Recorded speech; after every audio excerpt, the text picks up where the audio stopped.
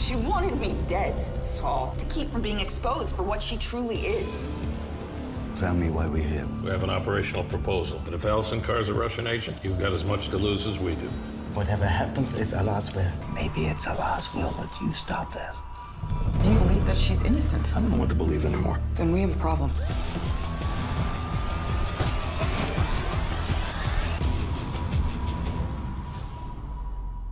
Hello, everybody, and welcome back to another episode of Porkins Policy Radio. As always, I am your host, Pierce Redmond, and you can find this podcast and every other podcast I do by going to porkinspolicyreview.com. Well, it's another day, another week, another Homeland episode for Tom and I to discuss. Today, we're going to be discussing episode 10 of season 5. And I should have it up, but of course I don't. But I believe this one is called the Litvinenko Rule. Is that right, Tom? Something like that, yeah. Yeah, something like that. Something that sounds like a Robert Ludlum novel. Yeah. Yeah, it does. Yeah, exactly what it sounds like. So I guess we'll kind of break down the episode quickly right now. Of course, you should probably go out and watch the episode before listening to this podcast. But I think we say that at the beginning of every one, and I'm sure there's a lot of people that aren't. But this episode picks up basically where the last one left off. We have Carrie and Saul reuniting early on. Itai seems to, he picks up Carrie somewhere. So yet again, we have this, I guess now rogue Mossad agent who's ferried Saul out of the Mossad safe house and now is driving around Berlin with Carrie in her stupid wig yet again. He brings her to his friend's son's studio. So, not at all a secure location. Nope. Itai is really kind of putting his friend's son in a very awkward and uncomfortable position. He's not there, but I don't know how he gets in. But anyway, they're there. Carrie and Saul have this, Carrie starts crying yet again, and Saul, comforts her, and we have this sort of father-daughter relationship rekindled. Carrie sort of lays it all out, that Allison is a double agent. Saul, of course, has trouble believing this. But she sort of manages to convince him enough that the two of them then go and approach Astrid and her boss at the BND. So, just to recap, we have two rogue CIA agents working with the help of a rogue Mossad agent going and meeting with the head of the BND and Astrid. So anyway, they basically convey this information. They're fairly convinced that Allison is in fact a double agent, and they concoct this sort of trap for Allison. So we have the BND chief and Astrid going and meeting with Dar and Allison. They reveal that they have this high-level Moscow Center defector that has approached them, and he wants to defect to America, to Boca Raton is the name that they give, which I loved. Yeah, I love that detail. Yeah, because it's so bizarre, but it's bizarre enough that you might actually believe it. And of course, this kind of spooks Allison, and she kind of freaks out. Oh, and I guess I should mention at this point, Saul has already bugged her handbag and her cell phone. So they're now able to see what her texts are, and they can follow her. And this sort of spooks Allison a little bit, and she calls someone or texts someone that they believe is her handler. It turns out to be some other guy that Allison is having an affair with. He's like a German hedge fund manager. This is never really explained, but there's like cameras all over Allison's apartment. I don't know how they did that, but somehow those cameras are there watching her. And her and her hedge fund manager friend get a bit intimate, and this upsets Saul. Carrie suddenly realizes that they've been having an affair. And that sort of leads them nowhere. Allison is still sort of, she's a very cool customer, and that's even pointed out in this episode. by one of the BND specialists. So then later, they sort of up the ante a little bit, and Astrid meets with Allison to tell her that this guy is not only is he defecting like tonight, he's going to come over from Latvia, but he is also has information about a mole within the CIA Berlin station. This actually really does freak out Allison, who goes, into classic spy mode that, she's been burned. She, takes apart her phone. She asks for a ticket to Copenhagen, but of course takes a train to Potsdam, where Ivan is in this giant Russian mansion that acts as a safe house. And all the while they're tracking her. They're listening in what she's saying. They have a drone up in the air that's following her everywhere. She gets to the safe house. She tells Ivan, that I've been burned. I've got to get out of here. He, of course, puts two and two together and realizes that this is all a hoax and that Allison has been played, which doesn't go over too well with Allison. She, no one can play her. And German federal police start storming the compound. Ivan is flipping out. Allison tells him to calm down, and she concocts this ludicrous story that they're going to use that, in fact, she turned him. And you see later on, she's being interrogated by Dara Dahl, and she says, no, you don't understand. He's my asset. I was just trying to warn him. Of course, that this warning is all based on a lie, but whatever. So we have, Allison, sort of trying to, I guess, play everyone yet again. Of course, Carrie doesn't really believe this. So that's sort of that storyline. There's really only two in this episode.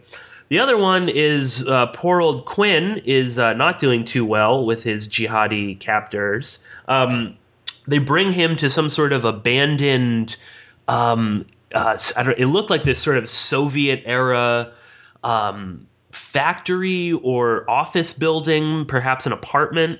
It looks very dilapidated on the outside and on the inside. But then, of course, they have this very advanced, laboratory where they're mixing the gas that we find out is sarin, in fact. And they've got cameras everywhere and editing equipment. And they have this cell that they put Quinn in the cell. Or they're going to put him in the cell, expose him to sarin, and then ask for their demands. Quinn, I guess sort of sees that Qasim, who is the sort of nice, naive, childlike jihadi, that he's not really such a bad guy. He's trying to convince him that, you can't do this. Qasim says, no, this is what the caliphate requires, terrorism to operate. Spouts out a bunch of sort of ISIS slogans and talking points. But Quinn convinces him that sarin is horrible. He tells him to watch the Guta video, which Tom and I are going to get into. And just before Quinn is about to be put into this chamber to be gassed, Qasim, secretly stabs him with atropine, which counteracts the effects of sarin. And the episode ends with Quinn, quote unquote, dying, foaming at the mouth and convulsing. Tom and I are both pretty sure that Quinn is going to make it. Yep. He's got about 9 lives, and I think he still has at least 2 left. But that's basically the episode in terms of the description of it. But Tom, what did you make of this episode? Well, I certainly enjoyed it more than the last one, if only because something actually, happened. In this episode. Some stuff actually started to unravel, and there's going to be some consequences finally. But yeah, it felt like another one of those sort of return to Cold War type episodes, which we've had a couple of in this series. It's they're very much mixed, the two, elements, haven't they? The Cold War Russian stuff and the classic Homeland jihadi terrorist stuff. Because those two storylines are now actually pretty divorced. It seems that Dara Dahl has absolutely no concern for, last time he saw Quinn, right, yeah. Quinn was like, we're going to sucker these guys into going to Syria. They're going to meet up with this big guy, this important guy, and then you're going to, drone strike their asses. And Dara Dahl was all for it. That was like, this had made his day. This had made his year.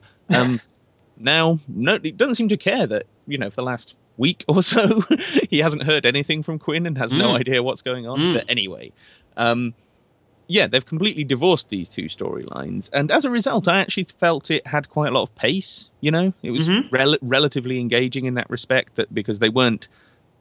So many of these episodes have been this kind of juggling act where nothing really plays out. It's just updating you on each of the 7 storylines that they've got running. But now they've boiled it down essentially to just 2.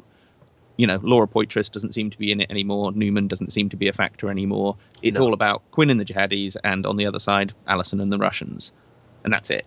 And I think it's better for that. This is possibly what they should have been doing the entire bloody series, really. Yeah. They introduced so many diversions that went nowhere, and now we're back to the sort of square one, if you like.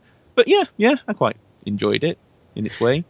Yeah, no, I thought it was a good episode too. I liked that there was a lot of the kind of some of the classic, spy gadgetry. We got Saul bugging at Allison's handbag, and they definitely are hearkening back to the sort of Cold War spy versus spy.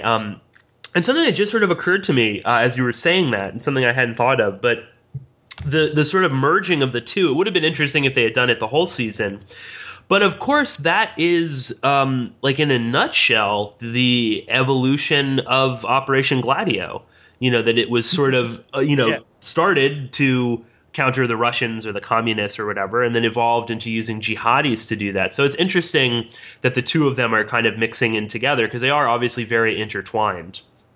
But there were definitely a couple, I guess, big things that kind of stuck out to me. And I think maybe the first one that we'll get into, because I think we can, discuss it quicker, but is this, when Saul and Carrie approach the BND, and this is the BND, that was doing all sorts of illegal things in terms of spying and arresting people and whatnot. And now, of course, we're living in this, alternate reality where once that's exposed, suddenly the BND has to release all these terrorists who are now going to, use sarin gas. And suddenly it seems like everybody in Berlin has realized, oh, damn, we've got to follow the rule of law. And there's this huge emphasis placed on that, they can't just pick up Allison and interrogate her, harshly, which is what I would assume the CIA would actually do. But instead, they put this big emphasis on, well, we've got to get hardcore evidence that would stand up in a federal court so that we can convict Allison. And I guess, my first question is, like, do they really? Is this actually necessary? Again, we're talking about a clandestine agency that, kidnaps people, overthrows governments, sells drugs worldwide. Do they actually need to get hardcore, bulletproof evidence that would stand up in a federal court? And second off, Tom, would this even see a courtroom? Do you really think that the CIA is going to be like, oh, okay, here's this agent that has had for the past 12 years has penetrated everything about the CIA, is working for our arch enemy, the Russians, giving them all sorts of information. Nobody has realized this except for this, quote unquote psychotic ex-CIA agent who's been, running amok all over the place. At what point would that ever, that would just be such a field day for not only the media here, but Russian media, the Russian, political system. So I don't know. What did you make of all of that? Well, yeah, of course. If you look up how many people have actually been convicted under the Espionage Act, it's not very many. No. It's one of those things they use to threaten people with, to make them do or say or don't do whatever. It's not really something that is... they keep talking about it with Snowden, for example. That's never going to fucking happen for a million reasons. But you know what I mean? They don't stick people who are genuinely a problem. They would never stick them up in an open court. And therefore, any judicial proceeding that they would be subjected to, if it even went that far, would be, firstly, behind closed doors, and secondly, not being run according to the usual rules of evidence and argumentation and so on and so forth. It would be some kind of special proceeding that they have I certainly know they have the legislation for that in this country. I assume. In America in some form or another. So they would just use that. So the whole notion that no, we need to get her on tape saying, "Yeah, I'm a Ruski spy." Come off it. And as if, I mean, it didn't take that long to figure out that she was a Ruski spy. It didn't take us, the audience, very long. Why are they kind of teasing us with this idea of, that we've got to get the evidence? And what was their evidence in the end? Is that she walked into a building which was, they say, is a Russian safe house. And like you say, it's more like a guarded mansion. It's not really a safe house if it's, it's not, it doesn't look that secretive. No, and it's certainly not a safe house if the entranceway, as it turns out, enables the person that they're following to then meet with her Russian handler who stood at the top of this beautiful ornate double staircase. Yes. I mean, come off it. You wouldn't have a safe house that was so ostentatious. So there are unrealistic elements leaking out of this whole thing. But yeah, you're right. This whole, we've got to obey the rule of law. We've got to, now be above board, and everything's got to be on the table, and everything's got to be explained and straightforward, and we've got to show the public, and blah, blah, blah, blah, blah. No, it's nonsense. That's just not how they work. And even within this show, that's not how they work. When they thought Saul was an Israeli spy, what did they do? They called in a polygrapher. Yeah. Which Saul then, avoided and ran off with some documents and so on and so forth. But, you know what I mean? It's not like they said, right, let's tail him and get him on tape admitting to being a Russian spy. So why are they applying that rule to Allison, given that she's not quite as senior as Saul, but in the same, it's as important, pretty much. She's the head of one of the biggest stations in Europe. And but I love the line where Saul said, what was it? It's catastrophic. It would be catastrophic. This is at the point when he's not quite convinced yet. And he says, it means that the Russians would have been inside our European intelligence apparatus for the last 10 years. And I'm thinking, but if that was that catastrophic, surely something would have gone terribly wrong by now. And you might have, noticed that there was something going wrong. I mean, if it's that catastrophic, where are the bloody consequences? Allison's been working for the Russians for a decade, and all they can find is one ex-Iraqi asset who's living in Amsterdam or something. Yeah. It doesn't add up to an awful lot in terms of, when you break it down, you think, if this was reality, they'd just haul her in and throw a few questions at her and a few polygraph tests and things. They wouldn't be pissing around following her with drones and getting Saul to go into her apartment and sleep with her and stick a bug in her handbag. And yeah, it's completely implausible. It did make for relatively good watching. I mean, I can see why they've picked. It's exciting. They've gone for drama over plausibility for sure. But yeah, the whole thing, and especially like you say, this element of legality, as if that's a factor. It just isn't. Yeah.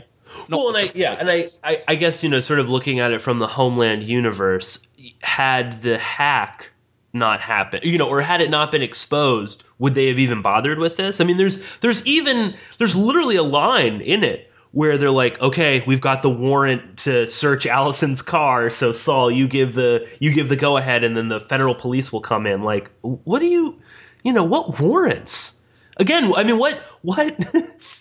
I guess you can say national security, and most, judges would just sort of sign off on it. But again, I mean, it's you would never have a paper trail like this. These are intelligence organizations that work covertly and clandestinely around the world. They're not about to be like, hey, federal court judge, by the way, we've got a Russian agent, who's been, screwing all of us over. Her name is Allison. Some quite literally, yeah. Yeah, right. Yeah. So, I can only assume that this is, this is to sort of, calm down the masses and, to sort of take a step back. We work by the book too. We don't break any laws or things like that. Of course, I was just thinking, when they think Saul is a double agent, I mean, these,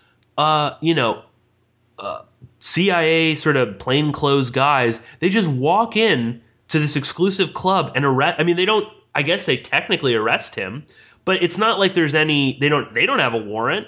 I mean, who are, you know what I mean? Like, what's the legality of the CIA just coming in and taking I mean, the BND does that with Laura Sutton in the beginning. Yes, and also, you're right, that little bit where they say, now we've got the warrant for her, so, the decision's up to you. I'm thinking, there's a real contradiction there between we're going through all the due processes that we have to, where we have to actually get an arrest warrant before we seize someone, but then we're just handing over the decision to actually arrest her, to execute the warrant, to a foreign intelligence agent who himself is on the run from his own agency. Yeah. Hang on a moment. Did no one in the room say, shouldn't that be the decision of, like, us, the BND, since we're the ones actually running this fucking operation? But they didn't seem to have a problem with it. But I guess you're right. It's about emphasizing the... I suppose it's the Snowden effect, isn't it? It's the notion that because this was all exposed, it must have all been fixed now. You know, they passed some reforms and they must have, been scared off from doing this mass surveillance. Yeah.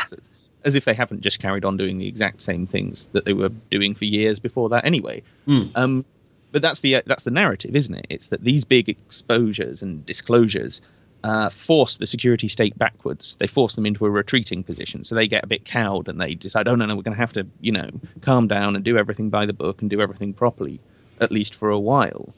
And so it gives that feeling of the system working. Basically, that, okay, sometimes it steps over the line, but then people find out, it gets leaked, or people blow the whistle or whatever, and then things get fixed. When in reality, very rarely does that actually happen. Every once in a while, I guess, but very rarely. So it's kind of playing into that narrative. And that, I don't know, psychological 1-2 thing that they're doing. Well, I mean, we've talked about it previously, but... Jonathan Pollard has just been released from life in prison, and there wasn't really a trial with him. There was an investigation, and he cooperated to a degree. But as far as I know, I don't believe there are any court documents. I don't think he sat in front of a jury or a judge. This was all done between the FBI, the CIA, and the Justice Department. I mean, that's how these sort of events operate. You don't want someone going, in front of a courtroom and talking about this stuff. I mean, if it is, it's going to be some sort of secretive, like, military court or something. Yeah, of course. But also, I just don't understand why they would, in that sort of situation, the aim is never actually to end up in a courtroom and never actually have to argue the case. Right. The aim is to get them to confess and cooperate, and if in some way become redoubled as an agent, to somehow at least give you something, at least explain how this happened, at least explain how they did what they did. Because otherwise, why wouldn't they just shoot them and stick them in a hole? They're perfectly content with doing that with all sorts of people who are otherwise not much use to them. So... You know what I mean? It's just sort of, as a strategy, the aim is always, if you find a double agent, if you find a mole or whatever, is to turn them back to your side, at least to some extent. And if that means then sticking them through the court system in some hearing where they plead guilty and the judge sentences them, that's kind of as explicit as it would normally get. Right, exactly. It would never usually go to like a jury trial. I don't understand. I can't remember, in fact, a high-profile case of a jury trial under the Espionage Act. I could be wrong. I mean, I'm not an expert in this, but I'm just saying it's not like this is a common thing at all. I'm thinking just off the top of my head, the Rosenbergs, maybe? No, you're right. Okay. I think, but I mean, again, what was that, the early 50s, late 40s or something? I mean, this is, and again, they were executed. Ago, they were silenced. Yeah, exactly. I mean, right. This wouldn't be. Also, just try and think. I'm sure there are a ton of, double agents on the U.S., the Russian side, the Israelis, the British, all that are being found out all the time. This is how spying works. And it's not like, you don't see that. It's not like you would know about it, again, because these are spy agencies. They keep that sort of stuff quiet. And the most public thing is, we've expelled 67 diplomats. Right. That's what normally happens is... And the Chapman and those, Yeah, they usually end up back in their own country. It's not the normal... If you're, like I say, if you're going to keep them, if you're going to arrest them, usually the aim is to get them to plead guilty and come back to your side in some way. Yeah. So... Yeah, no, go ahead, Tom. just that this whole storyline, yeah, as fun as it was, and it was fun to watch. It was fun to watch them, following Allison around with the drone and all the CCTV and everything. But it did feel a bit forced, I feel. No? Oh, yeah, of course. I mean, I wrote down in my notes, wipe that smug look off your face, Allison, when Dari Doll comes in and she's so like, can you explain who, screwed me here, blah, blah, blah. And it was like, no, you can't bullshit your way out of this. You're caught. Like, and again, we're meant to believe that 12 years ago, she turned Yvonne and has been getting all this information from him. And I don't know for sure, but the general impression I got was that, Yvonne was a higher up than Al. It wasn't like they were counterparts. No. He's a more senior officer. Yeah, exactly. So again, the junior officer is, turned Yvonne somehow. And again, that doesn't explain, what is his name? Naziri. Right? I mean, that doesn't explain him. Why the hell is he alive? Why was he alive until rather recently? What did Allison know about that? I mean, yeah, there's like a million. I mean, it is. I think Carrie says in either in this episode or in the preview for the next one that this is a Hail Mary. She's just she's just trying. And again, it's kind of. I mean, maybe it'll work out. But if I was Yvonne, I would have just been like, send me home. I have diplomatic immunity. I don't have to tell you anything. Just send me home. Okay, you beat me. Whatever. Like, you caught my spy. I don't care now. As long as I'm free, I'm off. Yeah. This is how it works. I mean, there is this. I mean, it's this like weird sort of like gentlemanly like, okay, you bested me. Now send me home, and I'm gonna do this to some other guy. That's certainly how it worked in the Cold War, and since this whole thing is about the new Cold War or whatever you want to call it. Yeah, that's it. That should have been the storyline, really, that they pursued. And it seems that they've pursued this one for dramatic reasons. But, I mean, just one other thing before we move on to the other half of the storyline that I did want to bring up is this whole question of why do they have Allison having yet another affair with someone else who we've never met before? Yeah. I think it's to demonize her again. Well, yeah, sure. I mean, to pick up on sort of where we've been going with Allison, as she's the cold-hearted, ball-breaking woman that they do keep referring to in the dialogue in episodes of Homeland. You remember in the last season, you had the husband, the ambassador's husband, in the bar drinking and ranting on about. Yeah. So this is a theme that they've got kind of, in the background of this show, I feel. But what struck me was there was no need for that to be a sex scene. They could have just shown them kissing and romanticizing in some other way, but just to hammer the point home, they're fucking on the kitchen countertop. While the BND and the CIA are sat there watching it on CCTV. Yeah. And we see Saul getting somewhat understandably upset about this and leaving the room. He doesn't want to watch this. And just to hammer the point home, she's really, really making a big deal out of it. She's making a lot of noise. So even after he's walked out into the corridor, he can probably still hear it on the speakers. And stuff. And yet, the previous night, Saul goes round to her apartment with the express aim of sleeping with her under false pretenses, lying to her that he's defecting to the Israelis, all so that he can plant this bug in her handbag. And yet, where are our sympathies supposed to lie? Clearly, with Saul, even though he's done essentially the same thing, he's just as duplicitous and just as much using sex as a weapon of espionage as she is. But yet, firmly, and I felt this in terms of my reaction to the episode, that's where our sympathies lie. So, is this not a... I'm not sort of bringing this up just as a, sexist thing. I'm kind of wondering, where are they going with this in terms of the way that they use sex in this show really is kind of fucked up.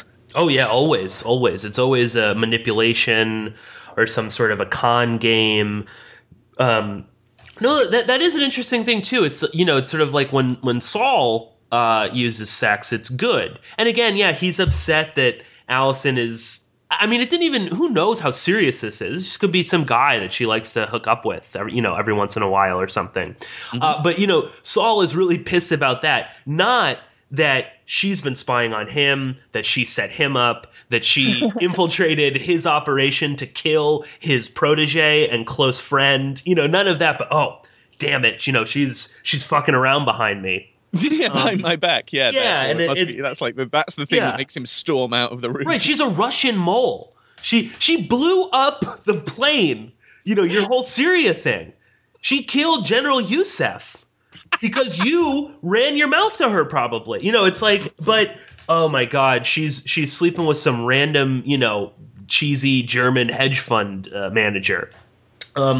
Yeah, no, I mean, I can't help but think it's just yet again this sort of double standards with the way sex is, and that's like across the board, like in all spy films, like, oh, sure. If James Bond uses his penis to, get information, that's great. But if some, if I don't know, one of Blofeld's, damsels did that to James, she's a slut or something like that. And that's it also reminded me. Sorry, just to jump in, but it also reminded me of season 1 when Carrie is watching on CCTV. It's CCTV that's been illegally installed in Brody's house. She's watching this like their weird broken relationship trying to get back together, including some very, very unpleasant and certainly odd sex scenes, if you could even call some of them sex scenes. So it kind of reminded me of that as well. That. Do Homeland have some obsession with trying to get us to think that the intelligence agencies have implanted cameras in all our houses and watching us all have sex or something? Is it some kind of like insecurity that they're trying to promote there? Or is this just that the Homeland producers are themselves a bit voyeuristic and pathetic? Hard to say. Hard to say. And it's funny, too, how much sex is used in this. And I think the, and we can move on to the second part in a minute. But in the Wall Street Journal, this series that they do with Dr. Vince Houghton, he makes a point of, no. CIA agents never use sex, blah, blah. He made a whole point in a couple articles back where he's like, I mean, of course, the Russians are very good at that. And, he talked about these like KGB, I don't even know, like training brothels where they would, train gorgeous KGB female agents in, the arts of the Kama Sutra, so that they could, I mean, he doesn't use those words exactly, but that's what but that's what he's driving at. Yeah. And it's just like, no, everyone uses it's so easy. It's like, especially, come on, be honest. It's like male agent. I mean, it's all look at the Secret Service agents. Constantly with prostitutes and call girls in and out of their hotel rooms, not paying them. I mean, happens right now. Hillary Clinton, it's come to light that she had been actively blocking an investigation into like a senior U.S. diplomat in Belgium who was having sex with underage girls. This is how the intelligence services work. We just had I know this is different to a degree, but the whole Dennis Hastert case that's sort of blown up, which again, never saw the inside of a courtroom, but that's the same thing. I mean, they use sex, be it, with adults or children to, that's how the intelligence services work. That's how blackmail works. That's how you turn people. So yeah, it's interesting. And what's interesting is that this show really does play up that part, but so many of the quote unquote experts push back on that. And I wonder, is that just sex sells for TV, or is there truth to that? And, some people don't like, the dirty laundry being, put out on display. Yeah. But, yeah. But I think enough. Fair question. Yeah. Enough on that topic. I think we should move on to the other topic, which I think in many ways is even more interesting. And that's the Quinn storyline, and particularly this whole storyline revolving around using chemical weapons, about using poison gas. And again, in this episode, we get a direct reference to what happened in Ghouta. And we even see Kasim, looking up videos on YouTube. And that screen is so weird. It was like, is he using a computer from like 1992? Like the browser looked incredibly old. But anyway, he's watching these, horrific videos of people convulsing and all sorts of things like that. And this has been a plot device that has sort of been in the background throughout this whole season. They're, early on when they were trying to, go about this way of somehow overthrowing Assad, they repeatedly, talked about, Ghouta, and we get the General Yusuf saying it didn't happen, and Saul, being like, yes, it did, and, a bunch of stuff like that. And again, in this, we have another direct reference to it, and apparently this is what the terrorists are going to do. Now, I think that this is one of those sort of ideas that they have been sort of toying with, and now it's sort of coming to the forefront. But again, I think it's fair to say, at least in my opinion, I don't really buy that Assad used the sarin gas in Ghouta. It doesn't. I don't see what he had to gain from doing that. Again, there's a lot of evidence pointing to that this was the rebels that were doing it. There's just a myriad of things. I mean, there are all the reports of chemical weapons coming from Turkey, and being handed off to, moderate rebels or whatever. But overall, I think the point of it is to just sort of hammer home, that Assad was guilty of the stuff in Ghouta, but at the same time, also saying, yeah, and ISIS has them too, which is, one of those things that people have sort of debated about, in the at the think tank level. No, it it's only Assad. But in this, they're saying, yeah, but also some of those terrorists. And there are a couple things that really kind of, jumped out at me. One, that Qasim, who is just the classic real bad Arab in the form of the naive, childlike, misguided terrorist who spouts a bunch of, sort of talking points that he heard his cousin say, but he doesn't seem that radical or really even that into it. Quinn is constantly pointing out, you've never been to a war zone, you've never been to prison, you've had a relatively comfortable life in Germany, you were born and raised in Germany, but yet, he's this radical jihadi, we're meant to believe. But Qasim has never seen the footage. He's never seen the footage of Ghouta, which again, if we're going through the narrative that it was Assad, then they would have all seen that. They would have been indoctrinated. They would have been brainwashed by, their ISIS handlers or whatever into, watching it over and over again and getting really upset about it. And there was a really interesting point that this Dr. Vince Houghton makes about sarin. And he basically points out, which is an obvious fact, that it's incredibly, incredibly difficult to actually produce sarin gas, especially to produce it in a way that would wipe out the type of people that you want.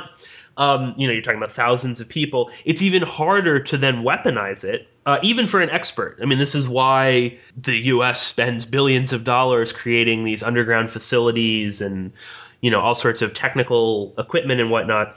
And he actually makes a really interesting point, and something that I had sort of forgotten about, but that, the only sarin attack that really, I guess, went anywhere that wasn't, some sort of state was the Shinriku, which is was a cult in Japan. I think they still exist to a slight degree. Yeah, I think so. And they did actually use sarin gas. I forget what his name is, but he's the blind yogi who was in charge of this cult. They actually the sort of messianic Jesus. Yeah. Right. It was like it's a sort of doomsday cult, but also they were really into science, and they recruited mainly from they indoctrinated a lot of scientists, and this was because they wanted to make sarin. And they actually did make sarin, but they spent like $40 million making sarin that wasn't all that good. It only ended up killing a couple, I think a few dozen people. Obviously, hundreds, if not more, were affected by it. But, real sarin could wipe out a whole city if they wanted to. And again, this cult when they actually wanted to release the sarin, they couldn't really do it right. They tried spraying it out of a van, and of course the wind blew it back into the van, and a bunch of them got injured. Then they had it in plastic bags that they poked holes into on the subway system. That was the in Tokyo, and that didn't really work either. Hundreds of people got really sick, but no one, it wasn't a lot of people dying. And again, they spent $30 to $40 million doing this. So this sort of, again, raises the point of what are they, conveying to us in that whole sequence where Quinn is in this, this clandestine factory where they're making sarin and all these sort of things. And it seems, they're obviously well funded. So then again, it's who's funding this cell. Mm-hmm. Where are they getting this equipment? How is this going about? And I guess what, kind of just sort of struck me was that this is a scare tactic. This is Homeland, yet again, pushing the narrative that a bunch of this ragtag group of terrorists who have never seen a war zone, they've never been to jail, they're somehow able to easily go to Kosovo, get some chemicals, come back, build this gigantic double-proof tank to spray the sarin gas and all this sort of stuff, when in reality, Shirinku spent $40 million doing this, and they couldn't even do it that well. So, I don't know, Tom, what was your sort of take on this, the sarin thing? And then maybe we can get in a little bit more into Gouda as well. But just this sort of notion, because it really did seem like this was another one of these deliberate, scare tactics, like this could easily happen. That ISIS could get their hands on this, or they could, or even more so, they could make it, manufacture it, and weaponize it. So I don't know. What was your take on it? Well, it's the same old myth of the techno, the super kind of technologically capable terrorist, as though, the vast majority of terrorism just involves guns and maybe small amounts of explosives. That's it. Mm-hmm. This whole notion of them.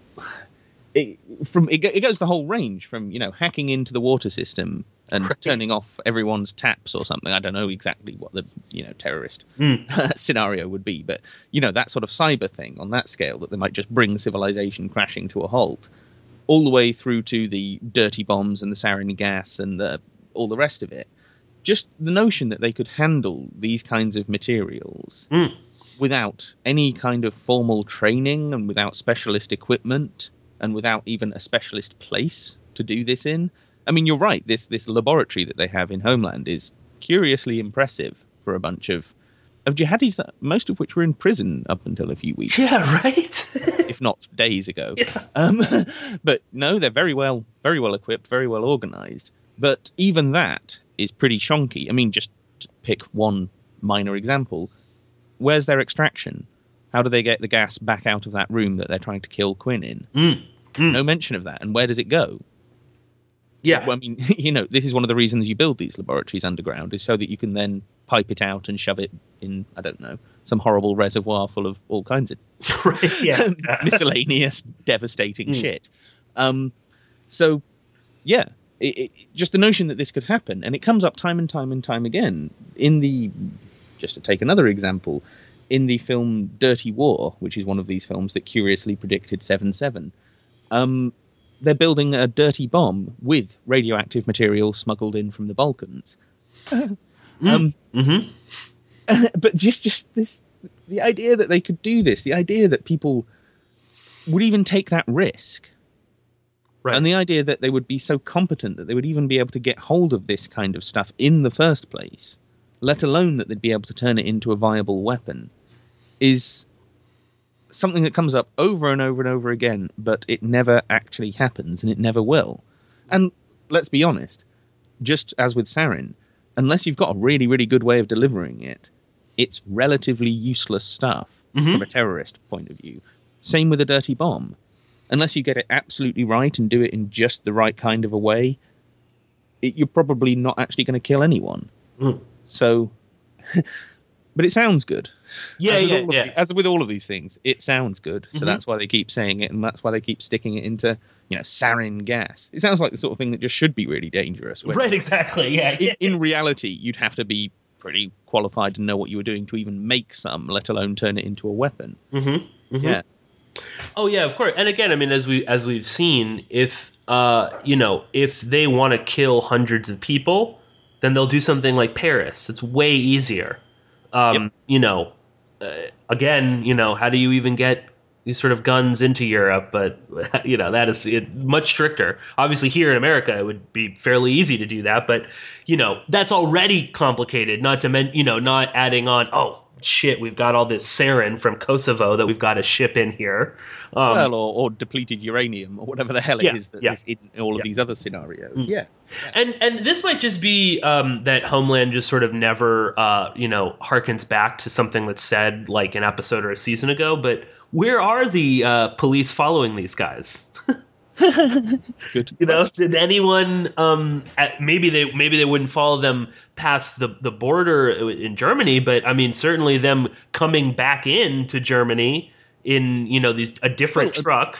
Well, and not just the German authorities, but the CIA authorities who were supposed to be following these guys as part of some ambush assassination operation in Syria that they seem to have completely fucking forgotten about. So no one is watching them, even though two different authorities should be. Well, and I think this is again, the sort of intelligence failure. That they're so obsessed with the Russian, this penetration, which of course was the catalyst for that was the hack, by Newman, and that this is all everything is going to turn to shit because they're focused over here on what Allison and Yvonne are up to, and they're not focused on the fact that these jihadis are about to kill thousands upon thousands of people in Berlin when they release the sarin. And I guess it was just another one of these sort of interesting moments of, I don't know if it's doublethink or what it is, but we have Quinn basically mentioning Gouda is, Assad did that. Even without necessarily looking at all the evidence or whatnot. No, it had to be Assad. Despite the fact that there are tons of rebels using chlorine. There was a video of, some of these moderate rebels who took over some sort of chemical base and they were gassing bunnies and cats and things like that.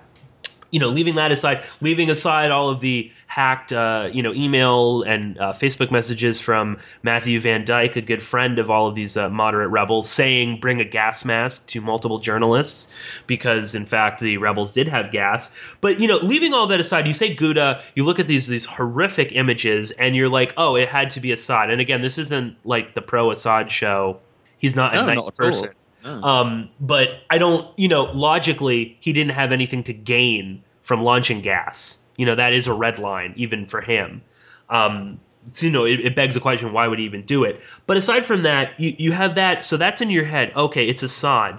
But then at the same time, they're saying, yeah, but it's also ISIS. It's also the terrorists. So it's like both of them. And I don't know what to make of that, only that, it basically kind of, for me, it was a sort of, we got to wipe out everybody there. Everyone in Syria is a bad guy, be it Assad or be it the, terrorists, the ISIS, Al-Qaeda, whatever like that. That everyone is guilty. Everyone's got chemical weapons. No, you can't really trust anyone. Interestingly, I mean, they've never mentioned the so-called moderate rebels in this whole season, really. Nope. So they're not even really a factor. So if you cut them out, then it's okay. You've got ISIS and Assad. Both of them have chemical weapons. Both of them have to go. So that's I think this fits in with the shifting, I guess, story that we're told about Syria, because a few years ago it was all about, we're using the rebels, we're using the jihadis against Assad because Assad's got to go because Assad is evil. Mm-hmm. Even though 2 years before that, Assad was the best thing since sliced bread because he was helping us in Iraq and blah, blah, blah, blah, blah. Yeah. So now, do we really hear much about the moderate rebels? I don't know about your news over in the US, but they don't tend to mention them very much over here. Nowhere near as much as they did a couple of years ago. And in fact, shortly after Paris, the Prime Minister over here was talking about maybe we should be bombing the moderate rebels for not doing enough to fight ISIS. Jesus. However the hell that logic's supposed to work. But you know what I mean? They are now shifting around to start saying, all of these jihadis in Syria are now a little bit suspect and a little bit like... And we also get that ludicrous story about, the Pentagon's training program only managed to actually train about 60 people. So they're now saying, there's only about... even less. Yeah. There's only about 50, 60 people on our side among all of these jihadis. So why don't we just kill them all? Why don't we, like you say, everyone in Syria is now portrayed as an enemy. And it does make me think of another thing. Do you remember the hack of Britam Defence, this private defence contractor firm? Vaguely, yeah. And this turned out to almost certainly be a hoax. And in fact, the Daily Mail, who published a story on this, had to pay damages to the company for a bunch of stuff that they'd written. So it is relatively clear that this was, at least part of this was a hoax. And this was a hack, like I say, of a defence contractor, a mercenary firm. And one of the emails that was supposedly hacked from their server mentions this plot with, let me get this right, I think it was Saudi Arabia and Qatar supposedly provided the chemical weapons to the rebels in Syria, and that they then blamed on Assad. And then, of course, a couple of months, however long later, the story turns out to have been a hoax, turns out to have been bullshit. Yes. And so therefore, this whole notion of that it was the rebels, and possibly that the rebels were in some way state-sponsored in doing this, then becomes one of those things that, no, we've heard that story before, and that all turned out to be nonsense. And so we've had this shifting sand and this disinformation about particularly Ghouta, but this whole question of several, in fact, events in Syria where it appears chemical weapons were used and killed a lot of people. And I think this is just, the latest chapter in that, maybe.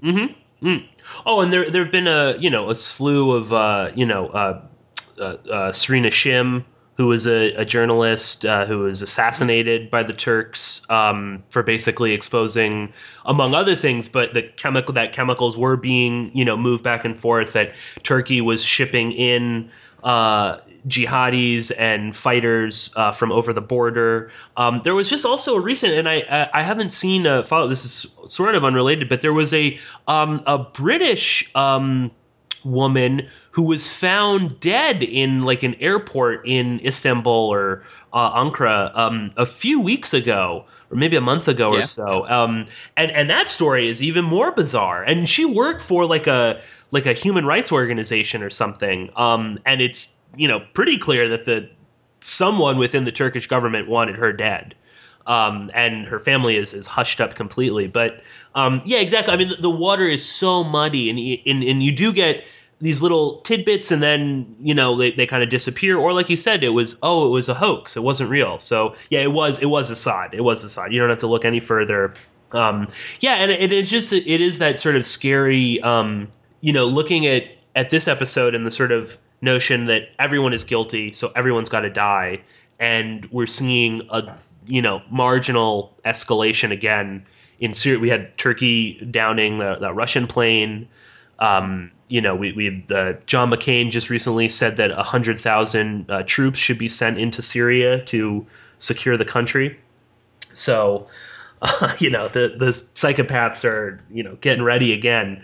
And the whole Ghouta storyline and the whole Syria. So I'm not happy that they're pushing this narrative because it is scary, but it is interesting and fascinating to see that seems to be. I think that's going to be one of the overarching themes that Homeland is implanting in the back of your mind, because we've seen it over. Yeah, that's one of those things they really want us to take away from this. Yeah. And again, the Russian, the Cold War stuff, even the jihadi, that's sort of maybe almost window dressing for the sort of, creepy subliminal stuff that they're putting in about chemical weapons, the rebels have chemical weapons. They might gas a European city, and Assad might do it too. And, and I'm sure that, that's going to be some sort of connection that people will make, well, if they can do it, then Assad could do it. So let's take them all out. But I don't know, Tom, any little, I had like two little things I was going to mention. But anything you wanted to, that maybe we missed, or anything about this episode? Just one little thing that made me laugh, just because it's one of those kind of bizarre coincidences. But in the latest episode of Disinfo Wars, which I do for BFP, I was kind of laying into ISIS, or at least rather the idea that anyone should take ISIS particularly seriously. The Islamic State that isn't very Islamic and is not a state. So one of the points that I made, kind of tongue in cheek, was that, no one's offering ISIS a seat at the UN. Yeah. And then in this episode, which I hadn't seen, I honestly, hand on heart, I had not seen this episode when I recorded the podcast. In this episode, one of the demands that this group of jihadis is making with their whole sarin gas threat is a seat at the UN. I just thought that was hilarious, not just as an idea, as if that's ever going to happen, but also just as a bizarre coincidence that I swear is just a bizarre coincidence. No, that was going to be my point too, was that they want UN recognition, which is like so bizarre. I mean, that raises so many weird. I mean, first, it's like, why? Why do you need UN recognition? Did the Taliban have UN recognition? I don't really think so. I don't know, but no, not as far as I know. They never. Yeah, I don't think that the UN. I don't think the Taliban. I don't think there was like a Taliban, ambassador to the UN. So why would you? You know what I mean? Why would you? Even the notion is kind of absurd. Yeah. Yeah. Exactly. Yeah. And and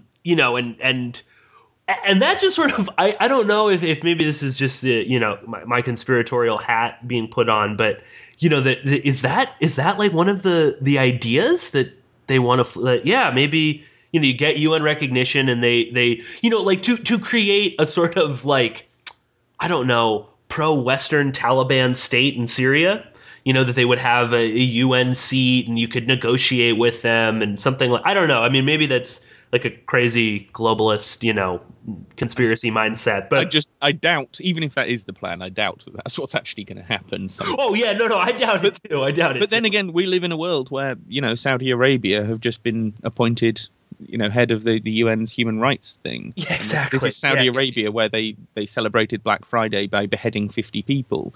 So it's... I guess we already have a pro-Western Taliban state in the middle. Well, this is what I was going to say. We already have the Islamic State, and it's called Saudi Arabia. Yes. And this is something that people really... I reiterate it because it's something people really need to get into their head. Forget about ISIS. If you're going to be scared about the Islamic State, be scared of fucking Saudi Arabia. Because they really are far more powerful than a group of, at least on the face of it, religious fanatics should ever be. And they use religious fanaticism as a geopolitical tool, as well as any country in the Middle East. And a lot of that seems to be because it fits in with NATO policy. So that's, if you're going to get concerned about anything, get concerned about that and forget about fucking ISIS, really. Yeah, exactly, right. Just to reiterate, ISIS they're not going to gas us with sarin. No. They're not going to get a seat at the UN. Neither of those things is going to happen. Yeah, I loved Quinn's response. Like, that's never going to happen. Like, wake up, man. Like, you're crazy. Like, he was almost like laughing when he said it. I like, too, that one of their demands was just that Assad go. It's not like we want him dead. We want him put on trial. Just get rid of him. Send him to, I don't know, Iran, Russia, yeah, wherever. exactly. Yeah. Let him live in the lap of luxury or whatever. As long as he's gone and the UN recognizes us, we're set. Don't worry about it.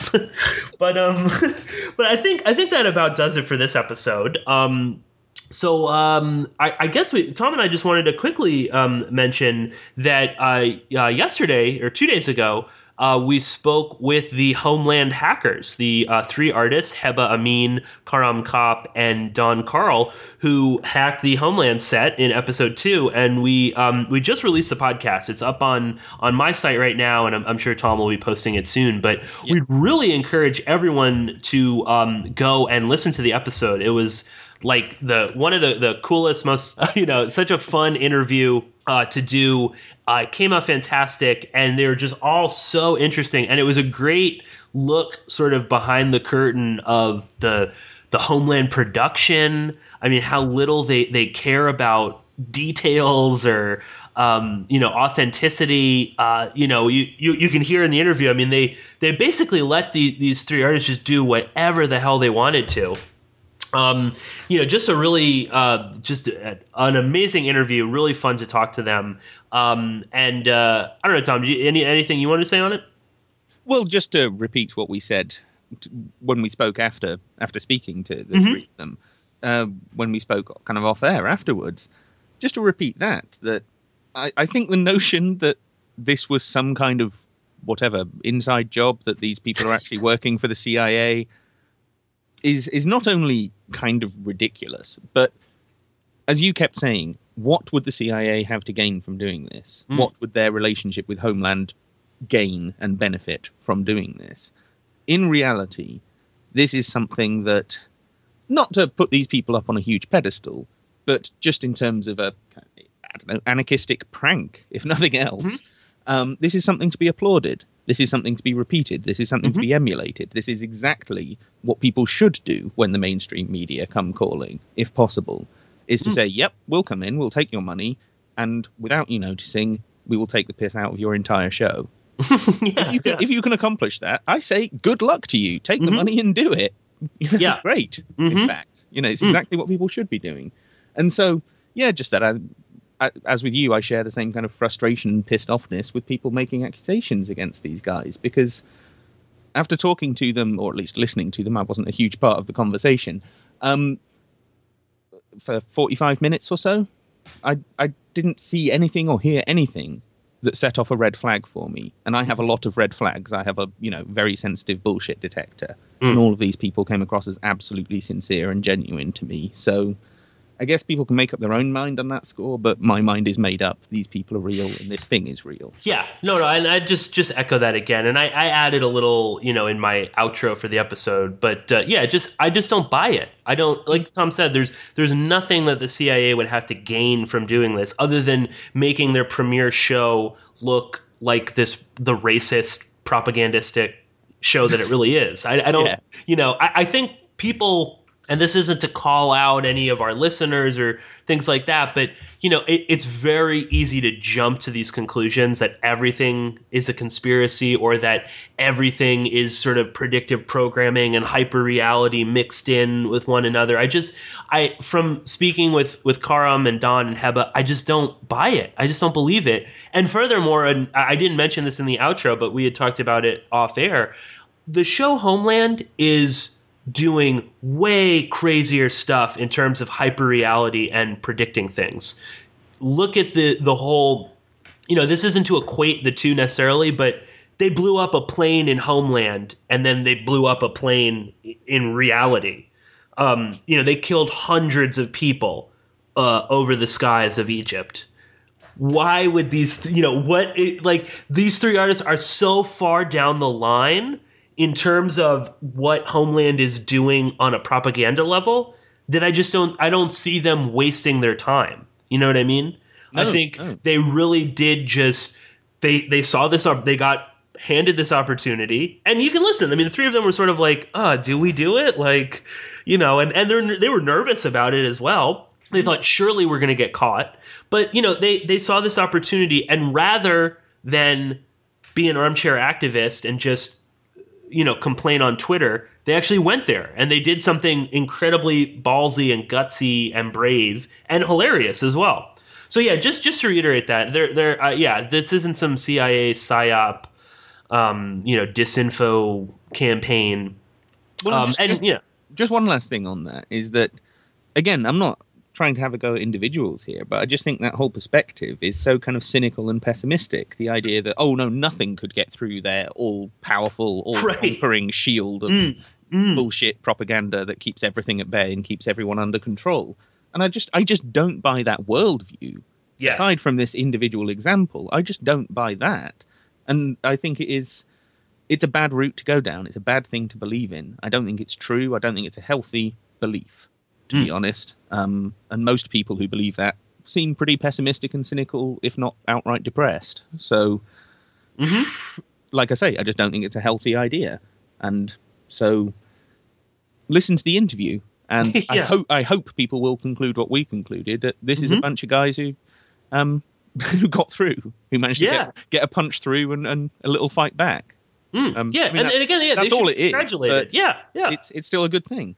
So. Absolutely. And like they said in the interview, I think they started a much larger discussion. So, I think it's important to have that discussion, not to ignore it because you think it's part of, some CIA plot that really doesn't stand up. But anyway, I think that's enough ranting and raving about that. So thank you, Tom, for joining me on the podcast. If you enjoyed this and you want to hear some more of my work, then please go to PorkinsPolicyReview.com. You can find all these episodes free for download. You can follow through the RSS feed and the email blast function. You can always follow me on Twitter at Porkins Policy, and also subscribe to my YouTube channel, which is youtube.com/1138Porkins. And of course, you can always find Tom's work at spyculture.com and also boilingfrogspost.com, where he does Disinfo Wars. So thank you all so much for joining me, and I'll be talking to you very soon.